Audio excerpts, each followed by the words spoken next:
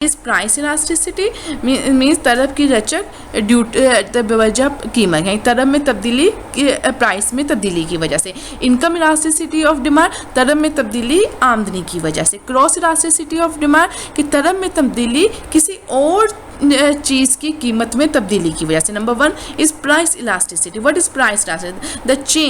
The change in price, यहाँ पे आपने प्रोपोर्शनल चेंज का वर्ड यूज़ करना है। The proportional change in price cause the proportional change in quantity demand. हमेशा ऑलवेज यू रिमेंबर, हमेशा हम लोग प्रोपोर्शनल चेंज का वर्ड यूज़ करते हैं कि कीमत में तब्दीली की वजह से तरब में जो तब्दीली आती है उसे हम कहते हैं तरब की रचक बवजह कीमत। मीन्स तरब में तब्दीली कीमत की वजह से। उसका फार्मूला वही फार्मूला जो आपने पहले देखा था, change in quantity demand due to change in price multiply P over Q।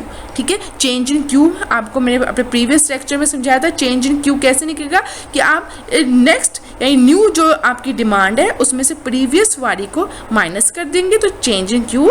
इसका चेंज इन P भी ऐसे ही आएगा कि जो आपकी प्राइस चेंज हुई है उसमें से आप प्रीवियस को माइनस कर देंगे और माइनस साइन को आपने इग्नोर करना है। Okay, now this is your price elasticity of demand, elasticity of demand due to price. ठीक है, यहाँ पे इसी तरह ये आपका टेबल है। ठीक है, प्राइस में आपकी कमी हुई है तो डेफिनेटली क्वांटिटी डिमांड में इंक्रीज होगा। आई रिमेंबर यू कि हम इन दोनों में नेगेटिव रिलेशन है। जब एक वेरिएबल में डिक्रीजिंग चेंज आएगा तो दूसरे वेरिएबल में इंक्रीजिंग चेंज आएगा। माइनस साइन को इग्नोर करना है आपने। ठीक है, चेंजिंग Q चेंजिंग P अब आपको पता है कैसे निकालना है। चेंजिंग Q प्रीवियस वो न्यू क्वांटिटी डिमांड में से प्रीवियस को माइनस कर देना है। ठीक है, put the value in the formula. इस फार्मूला में आप वैल्यूज को पुट करें। चेंजिंग Q चेंजिंग P आपके पास 2 है। ठीक है, और आपके पास जो ये P और Q फर्स्ट वाली आपने वैल्यूज लेनी है, फर्स्ट। ठीक है, विदाउट चेंज फर्स्ट P भी फर्स्ट, क्वांटिटी डिमांड भी फर्स्ट। तो आपके पास इलास्टिसिटी ऑफ डिमांड 2 आया। मीन्स आप ये कहेंगे price elasticity of demand is greater than 1। Means तरफ की रचक बवजह कीमत इकाई से ज़्यादा है। वाई? क्योंकि यहाँ पे आंसर 2 आ रहा है because it is greater than unity. More elasticity of demand है, आपने पढ़ा। जब आंसर लेस देन 1 होगा तो वो लेस इलास्टिसिटी ऑफ डिमांड होगा। जब आंसर इक्वल टू 1 होगा तो वो एक यूनिट इलास्टिसिटी ऑफ डिमांड होगा। Now second is income elasticity, तरफ की रचक बवजह आमदनी। ठीक है, जब change in proportional change, proportional का वर्ड आपने हमेशा डेफिनेशन में भी और फॉर्मूले में भी लिखा। Proportional change in quantity demand due to proportional change income. इसमें कोई डिफरेंस नहीं है इस डेफिनेशन में और इस डेफिनेशन से। ये डिफरेंट है कि यहाँ प्राइस की जगह इनकम आ गया और इसी तरह यहाँ पे जहाँ जहाँ प्राइस थी वहाँ इनकम आ गया। और एक बात आपको पता है कि इन दोनों वेरिएबल में इनकम और क्वांटिटी डिमांड में पॉजिटिव रिलेशनशिप है। तो इनका ये पॉजिटिव डायरेक्शन है कि अगर एक वेरिएबल में इंक्रीजिंग ट्रेंड आ रहा है तो दूसरे वेरिएबल में भी इंक्रीजिंग ट्रेंड आएगा। ठीक है, अब आप देख रहे हैं आपकी इनकम इंक्रीज हुई है 400 से 800। डेल्टा वाई कैसे आएगा? 800 माइनस 400 400 आ गया। डेल्टा क्यू कैसे आएगा? 15 माइनस 10 5 आ गया। वैल्यूज को आपने फार्मूले में पुट किया। वाई और क्यू आपने फर्स्ट वैल्यू लेनी है without change and it is 0.5। Means elasticity of income आपकी लेस देन 1 है, इकाई से कम है। इन दोनों वेरिएबल्स के दरमियान पॉजिटिव रिलेशनशिप होता है। मीन्स आमदनी में तब्दीली की वजह से आपकी जब तरफ में तब्दीली आती है तो हम उसे कहते हैं it is the elasticity of demand due to income. This is elasticity of demand due to income. अब ये देखें, ये कुछ कंडीशंस हैं, ये आपको ऑब्जेक्टिव पॉइंट ऑफ व्यू से इट्स वेरी इंपॉर्टेंट। जब देखें आपका क्वांटिटी में डिमांड में चेंज बहुत ज़्यादा है लेकिन इनकम में चेंज ज़्यादा नहीं है तो इलास्टिसिटी ऑफ इनकम होगी मोर देन, यानी लग्जरी गुड्स।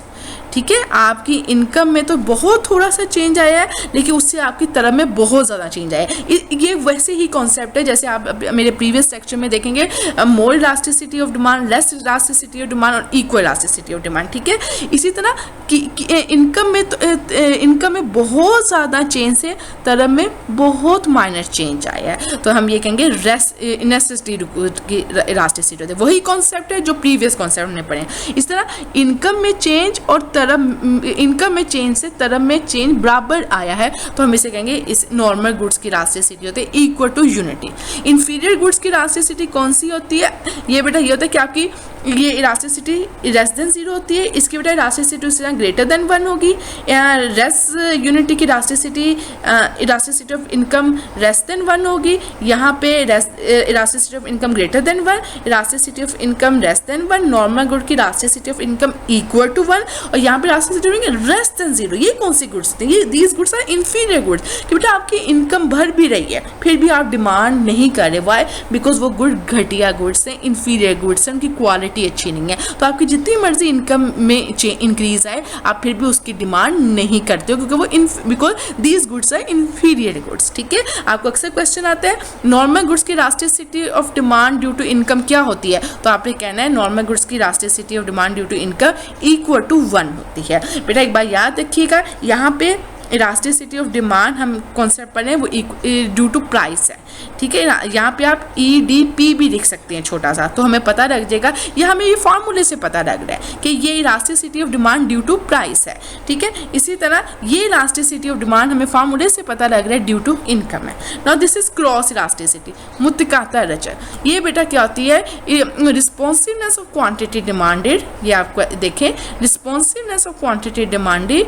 ठीक है, किसी भी गुड में की डिमांड में जो चेंज है वो क्यों आ रहा है? The change in the price of another good. इसमें बेटा आप मेरे प्रीवियस लेक्चर देखेंगे तो आपको मैं एग्जांपल्स देती हूँ बार बार, पेप्सी एंड कोक की है, टी है। ठीक है, वो गुड जो सब्स्टिट्यूट गुड्स होती हैं कि एक गुड की प्रोडक्ट की प्राइस में इंक्रीज हुई तो कंज्यूमर शिफ्ट हो गए दूसरी गुड्स की तरफ, तो उसकी डिमांड में इंक्रीज हो गया। इधर देखिए यहाँ पे वाई और एक्स टू डिफरेंट गुड्स हैं। फॉर एग्जाम्पल वाई और प्राइस ऑफ एक्स। ठीक है, इसका हम क्या कहेंगे? Change in quantity demanded of Y due to change in prices of X. For example coke की प्राइस, ये दोनों गुड सब्स्टिट्यूट है, एक दूसरे का मुतबादिल है।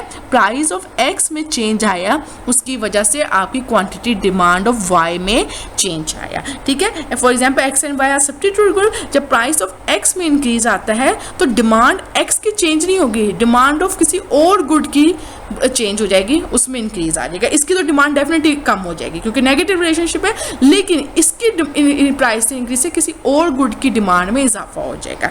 ठीक है, ये देखिए, एक आपकी प्राइस ऑफ एक्स इंक्रीज हुई है किसी और गुड की, ये यहाँ कंफ्यूज नहीं हो जाना कि दोनों क्यों इंक्रीज हो गई, ये कोई और गुड है, ये गुड ऑफ वाई है, उसकी डिमांड में इंक्रीज हो गया। Demand of other good Y increase why the demand of X, इसकी डिमांड डेफिनेटली डिक्रीज ही हुई होगी, लेकिन यहाँ पे हमने किसी और गुड की बात करनी कि एक गुड की कीमत में चेंज से किसी और गुड की डिमांड में इजाफा हो गया। एक बार याद रखिए, ये ऑब्जेक्टिव पॉइंट ऑफ व्यू से बहुत इंपॉर्टेंट है। जब दोनों गुड सब्स्टिट्यूट है, मीन्स कोक, पेप्सी, टी है, टपार है, लिप्टन है, सोप्स, आपके पास डिफरेंट सोप्स होती हैं, रग्स, लाइफ बॉय, आपका डिफरेंट फेयरेंस क्रीम्स हैं, उनकी जो क्रॉस इलास्टिसिटी है वो हमेशा पॉजिटिव होती है।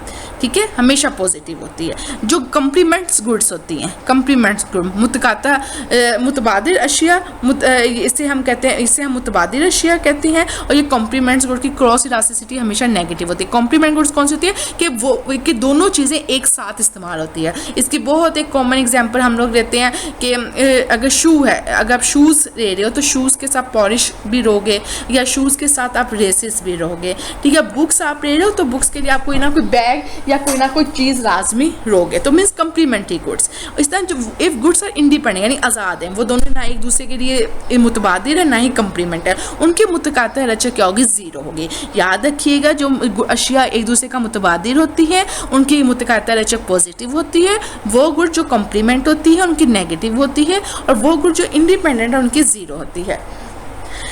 ओके, नाउ इलास्टिसिटी और determinant of elasticity of demand. बेटा नेचर ऑफ गुड, अगर nature of good basic goods हैं तो आपको पता है बेसिक गुड की elasticity of demand less than 1 होगी। अगर लग्जरी गुड्स हैं तो मोर इलास्टिसिटी ऑफ डिमांड। और बेटा एक बार याद रखिएगा, जब आपका बजट बनता है तो यही देखा जाता है कि बेसिक गुड्स पर फिर टैक्सेस कम लगाए जाते हैं, क्योंकि उनको पता होता है कि ये लेस इलास्टिसिटी ऑफ डिमांड है, यानी इसकी तरफ की इकाई से कम है।